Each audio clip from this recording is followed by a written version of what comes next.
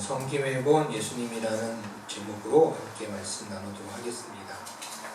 한 주간 평안하게 다들 잘 보내셨는지, 또 바쁘게 학교에서 일상의 삶의 터전에서 바쁘게 살아오신 줄을 또 압니다. 무엇보다도 날씨가 조금씩 따뜻해지고 있고 건강을 잘 챙기시고 삶 속에서 늘 넘치는 평안이 가득하기를 바랍니다.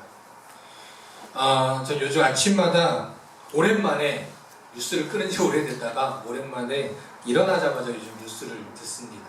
왜 뉴스를 듣냐면 전쟁 때문에 그래요.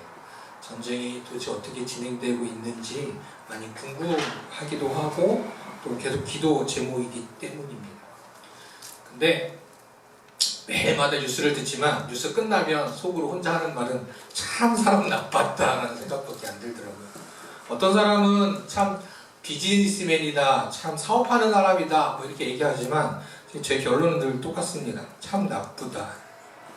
어떻게 이럴 수 있을까라고 생각하면서 또 왜 아무도 말리지 않을까라는 생각도 하고, 한편으로는 도리어 동조하는 사람들의 이야기들이 계속 울려 퍼진 거 보면 사실은 저랑 상관없는 이야기임에도 불구하고 분노가 올라오는 것만큼은 또 사실인 것 같습니다. 그러면서 이번 주에는 저 뒤에 악마가 저 사람을 조종하고 있는 거 아닌가? 라는 생각까지 합니다. 어쨌든 이런 상황 속에서 뭘 할 수 있겠는가는 오직 하나님의 평화와 또 하나님의 선하심이 이루어질 수 있도록, 그래서 좀 전쟁이 속히 끝날 수 있도록 기도하는 거, 그거 하나뿐이 아닌가라고 생각하면서 매일 뉴스를 바라보면서 마음은 늘 나빴다라는 마음으로 끝나지만 그래도 그날의 그 뉴스들의 내용들을 들으면서 그날 기도 제목을 정하고 기도하며 나아갑니다. 우리가 바쁘고 각자마다 살아가는 삶도 있고 나와는 별개처럼 느껴질지 모르지만 지금 이 상황들 속에서 내가 알지 못하는 우리가 누리는 이 일상적인 삶조차도 누리지 못하고 살아가고 있는 아픔과 고통 속에서 또 때로는 생각해보면 정말 슬픔과 눈물과 그런 가운데 살아가야 되지만 그러한 속에서도 아무것도 하지 못하고 여전히 그 상황에 머물러 있는 많은 이들이 있으니 그들을 위해서 또 함께 기도하는 우리 모두가 될 수 있도록, 그래서 이런 전쟁들이 어떤 이는 이러한 전쟁들이, 이러한 갈등들이 계속될 거라고도 말을 하지만 어쨌든 이 가운데 하나님의 평화가 임할 수 있도록 함께 기도하기를 원하고, 또한 먼 전쟁에서 뿐만 아니라 우리의 삶들 속에서도 이러한 영적 전쟁들, 또 이러한 갈등들, 또 많은 분쟁들이 늘 일어나게 되는데 그러한 속에서도 우리의 마음들이, 물론 마음은 아프고 때로 화가 나기도 하겠지만 그럴 때마다 늘 기도하며 우리의 삶 가운데 늘 하나님의 평안이 가득할 수 있도록 기도하는 저와 우리 모두 다 되기를 주님의 이름으로 축복합니다. 오늘은 종려주일이라고 합니다. 종려주일이라고 하는데 이날은 무슨 날이냐? 이날은 예수님께서 예루살렘 성에 입성하실 때, 물론 예루살렘에 처음 가시느냐는 아니고 여러 번 가셨지만 이날 예수님께서 예루살렘에 입성하실 때 수많은 무리들, 사람들이 그 예수님께서 성으로 들어가실 때 나와서 종려나무 가지를 이렇게 흔들며 예수님을 맞이하였던 날이 바로 오늘, 2000년 전 오늘이죠. 그래서 이날을 우리가 종려주일이라고 지키고 있습니다.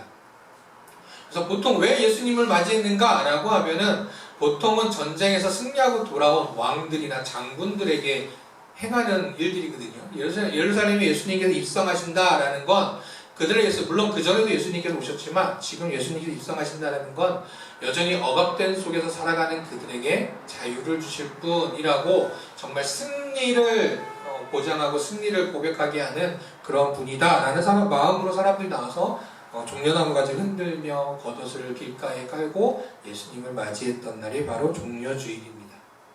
그리고 그와 함께 오늘부터 시작해서 이번 주 한 주간은 십자가를 향하여 나아가시는 예수님을 묵상하는 그런 고난주간으로 나아가게 됩니다. 그래서 이번 주는 요일로 따지면 금요일이, 성경에서 말하는 그 예수님께서 십자가에 달리시고 죽으신 날이 바로 이번 요일로 따면 이제 금요일에 속하게 됩니다. 그래서 우리 돌아오는 금요일은 성금요일이라고 또 여기며 지키고 있습니다. 어쨌든 이렇게 예수님의 고난, 또 나를 위하여 이 땅에 오신 그 예수님의 죽음, 또 그 가운데 오직 고초를 당하시고 순환을 당하신 그 주님을 깊이 묵상하는 그런 한 주간이 되어야 할 줄 믿습니다. 그래서 이번 고난 주간에도 물론 많은 분들은 여러 가지들을 합니다. 어떤 분들은 또 금식을 하시는 분들도 있고, 많은 교회들은 특별 새벽 부흥회여서 새벽마다 나와서 함께 기도하는 그런 교회들도 있습니다. 우리도 또 각자의 자리에서 이번 주만큼은 조금 더 우리가 하나님 예수님을 좀 묵상하며 그렇게 나아가는 그런 시간들 되시기를 바랍니다.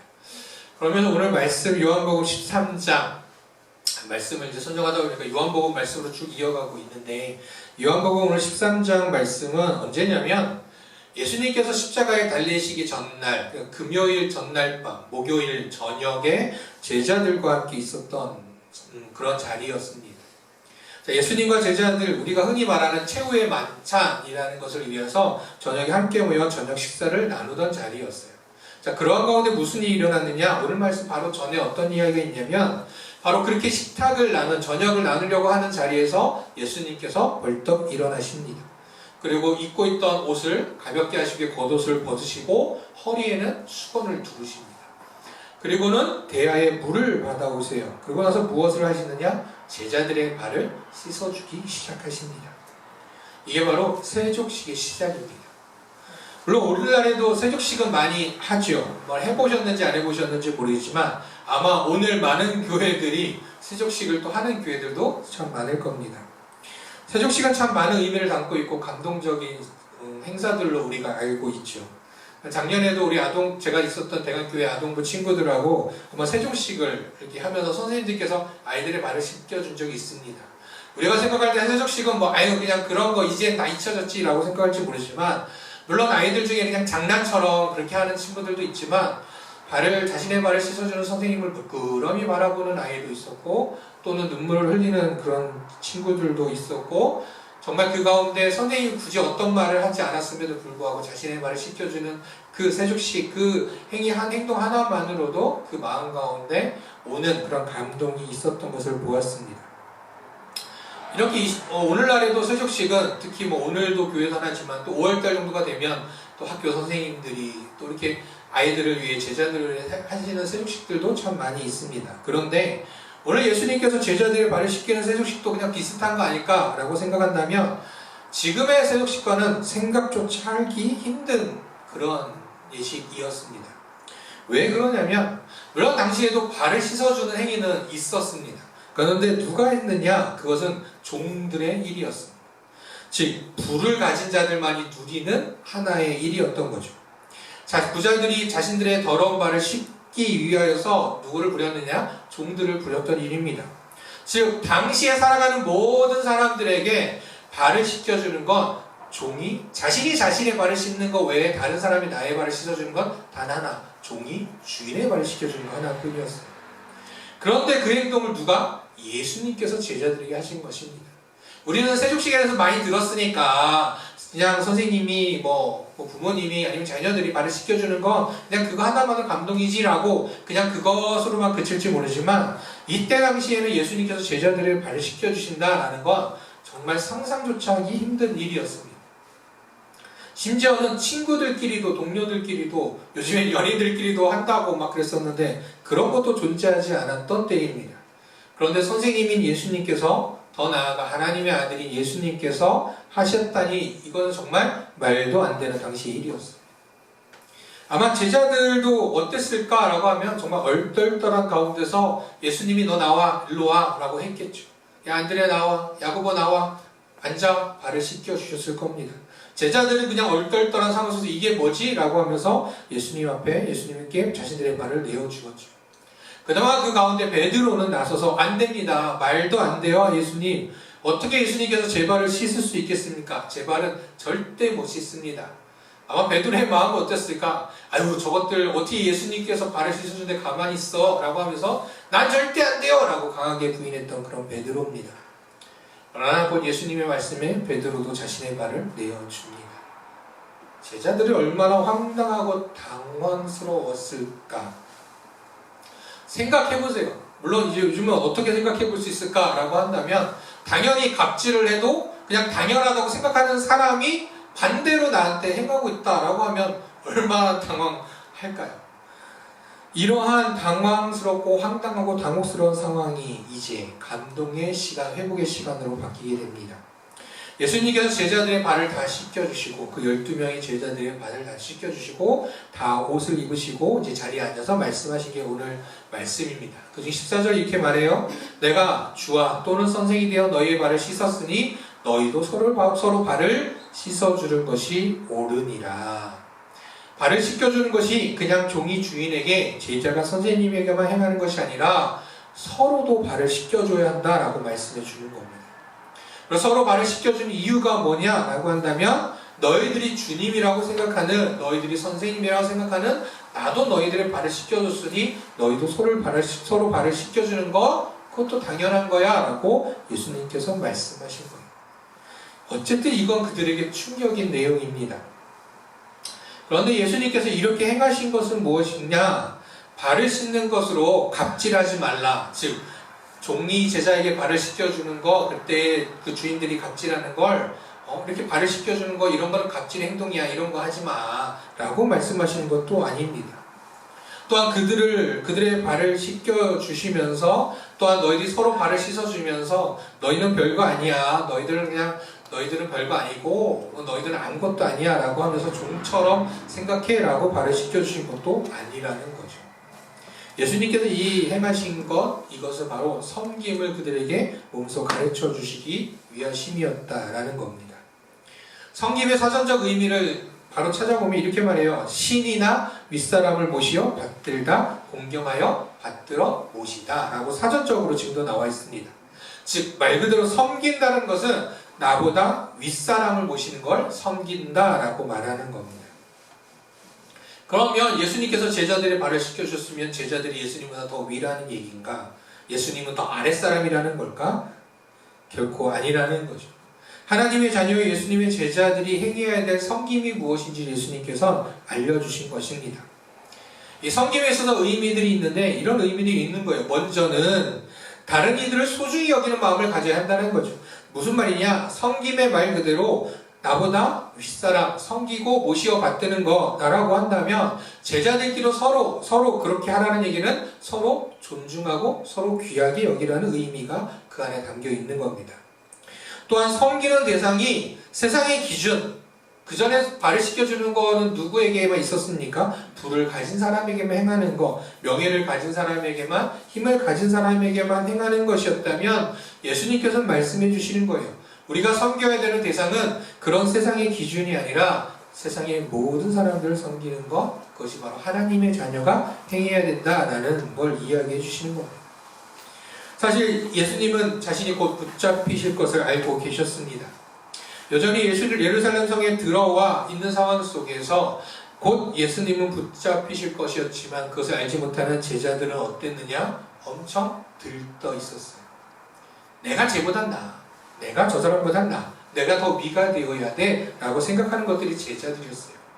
왜요? 예수님께서 예루살렘 성에 들어오신 건 이제 왕이 되실 것처럼 다들 여겼기 때문이에요. 여기 다 장악하고 이스라엘 장악하고 독립시켜 주실 분이 예수님이야. 그러니 그 옆에 내가 앉아야 돼. 옛날 우리나라로 자의정 아니죠. 국무총리, 내가 높은 사람이 예수님 바로 오른팔 왼팔이야 라고 하면서 제자들은 내가 더 나아 라고 그 상황 속에서도 예수님께서 곧 붙잡히실 상황 속에서도 생각하고 있던 게 바로 예수님의 제자들이었기 때문입니다. 그 마음을 아는 예수님께서 제자들이 먼저 서로 섬기기를 원하셨어요. 그러고 나서 이렇게 또 말씀하십니다. 15절에 보니 내가 너희에게 행한 것 같이 너희도 행하게 하여 본을 보였느라. 예수님께서 그저 말 한마디로 너희들은 서로 섬겨야 돼 라고 말씀하신 걸 그치는 것이 아니라 직접 본이 되어주셨다는 거죠. 그들에게 본이 되어주시기 위해서 직접 세족식을 행하셨던 겁니다. 그러면 이 세족식 하나만으로 본이 되셨는가? 라고 한다면 아니요. 예수님께서 제자들과 3년을 함께 하셨습니다.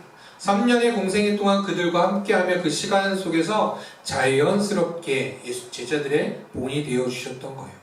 먹고 마시고 잠자는 것, 함께 걸어가는 동안 그 모든 것이 그들에게 본이 되었고 자연스럽게 제자들은 그곳에서 배워왔던 것입니다. 그리고 이 세족식을 통하여서 다시금 섬김에 대하여 또 온 땅을 바라보며 온 세계를 바라보며 섬기는 자들이 되라 라고 말씀하셨어요.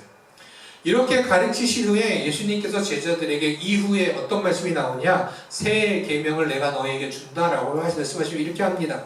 새 계명을 너에게 주노니 서로 사랑하라. 내가 너희를 사랑한 것 같이 너희도 서로 사랑하라.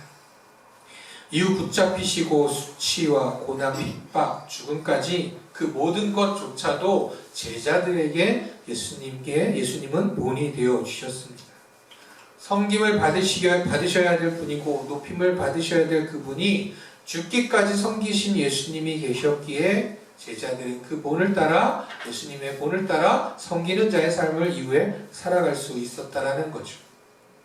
예수님은 늘 이렇게 말씀하셨어요. 인자가 온 것은 섬김을 받으려 함이 아니라 도리어 섬기려 함이다. 자기 목숨을 많은 사람의 대속물로 주려 함도 또한 이와 같이 그들을 섬기려 함. 온 세상의 모든 사람들을 섬기려 이 땅에 오셨다라고 예수님은 말씀을 하셨습니다. 우리가 알고 있는 간디라는 사람에 대한 이런 이야기가 하나 있습니다. 어느 날 한 어머니가 자신의 아들을 데리고 간디를 찾아갔어요. 그 어머니가 이렇게 말했습니다. 선생님, 제 아이가 사탕을 너무 많이 먹어가지고 지금 이빨이 다 썩었어요. 사탕 먹지 말라고 아무리 타일러도 말을 안 듣는데 제 아들은 선생님 말씀이라면 정말 무엇이든지 잘 듣는답니다. 그러니 선생님께서 한 말씀 해주세요 라고 말을 했다는 겁니다. 그러자 간디가 뭐라고 했을까요? 사탕 먹지 마 라고 했을까? 아니요. 그때 간디는 이렇게 말합니다. 한 달 후에 다시 데리고 오세요. 그때 말할게요 라고 말을 합니다. 어머니는 좀 이상했습니다. 놀랍기도 하고 이상했어요. 그냥 사탕 먹지 말라고 말 한마디만 하면 그냥 될 텐데 한 달 후에 오라니 무슨 얘기인가. 어쨌든 한 달을 기다렸다 다시 갑니다. 그랬더니 간디가 또 이야기합니다. 한 달만 더 있다가 오세요 라고 이야기를 합니다. 정말 이해할 수 없는 이 상황 속에서 어머니 또 한 달 후에 또 갑니다. 자, 그렇게 갔더니 간디가 이렇게 말을 하는 거예요. 얘야, 지금부터 사탕을 먹지 말아라. 그랬더니 아들이 바로 예, 지금부터 사탕 먹지 않겠습니다 라고 바로 말을 했다는 겁니다. 그 소년의 어머니는 의아했습니다.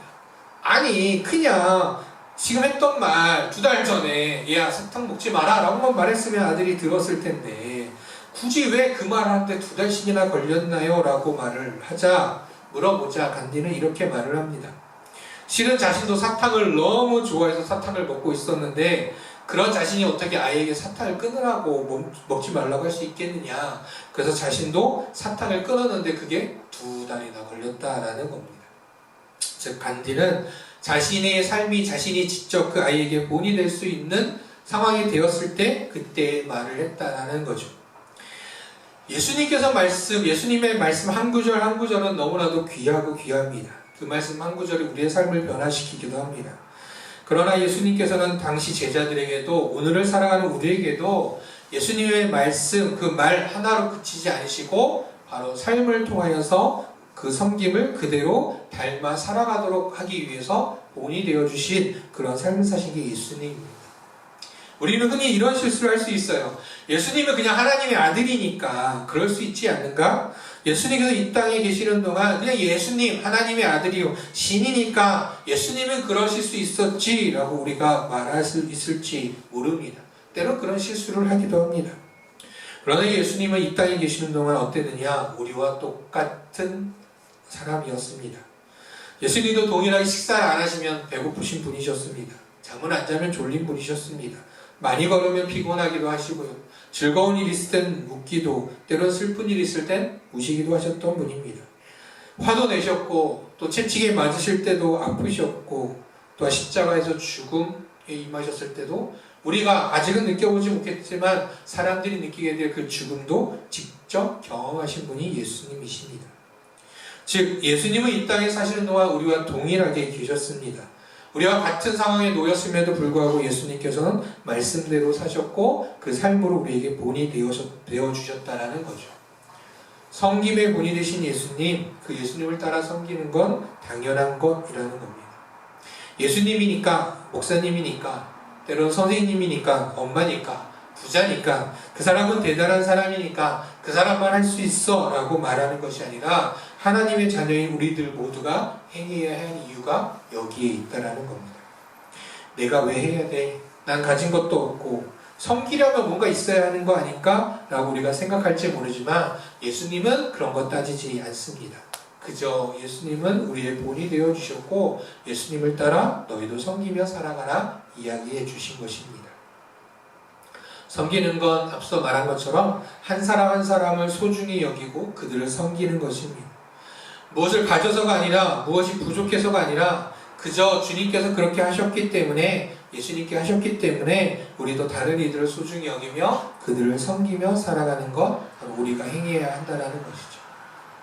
이 고난주가 예수님은 정말 억울하신 상황에 놓여 있었습니다.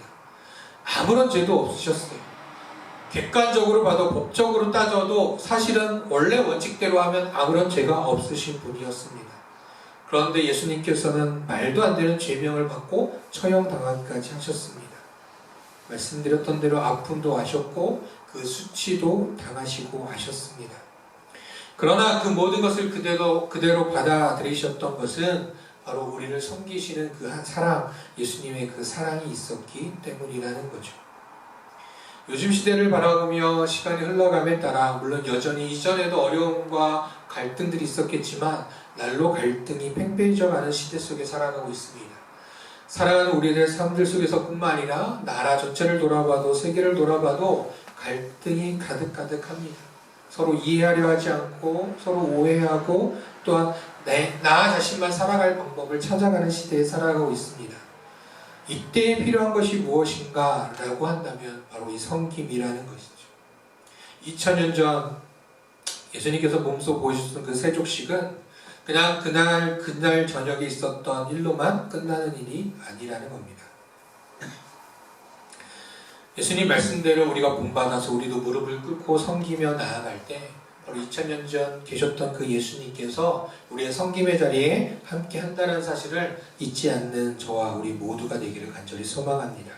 우리 각자 삶의 자리에서 가정에서부터 섬길 수 있는 우리 한 사람 한 사람 되기를 원합니다. 그래서 기도하는 가운데 하나씩 내가 섬길 수 있는 것이 무엇이 있을까 생각해보고 그 생각 가운데 기도하는 가운데 주시는 말씀이 있다면 그것을 한번 실천해보고 그렇게 실천하면서 섬기는 대상을 조금씩 넓혀가면 좋겠습니다.